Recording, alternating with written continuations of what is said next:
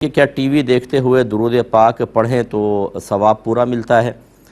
دیکھیں، اگر تو کوئی آپ مسائل کا پروگرام دیکھ رہی ہیں جیسے یہ ہمارا ہے، تو اس میں بالکل خاموش ہو کے سننا لازم ہوگا، کسی اور کام میں آپ مشغول نہیں ہو سکتی۔ وجہ اس کی یہ ہے کہ جب آدمی کچھ بھی کر رہا ہو، ذکر الہی، بظاہر ہم ایک طرف متوجہ ہوتے ہیں لیکن ذہن کا ایک حصہ بہرحال ادھر بھی چل رہا ہوتا ہے، تو پھر اس طرح کے شرعی مسائل اگر غلط سمجھ لیے جائیں تو بعض اوقات ہم خود ان پر عمل پیرا ہو کے غلطی کے مرتکب ہوتے ہیں، اور اگر آگے کسی کو بتائیں گے تو وہ بھی غلط مسئلہ بتا دیں گے، اس لیے اس میں تو ایسا نہیں کریں۔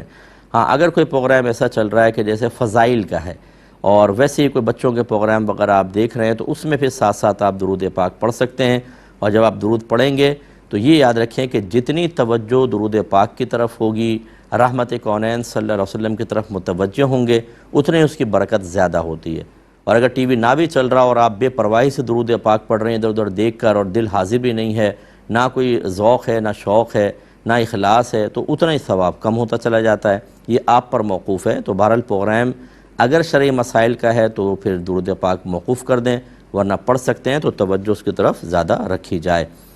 ایک کالر ہمارے ساتھ ہیں۔ السلام علیکم۔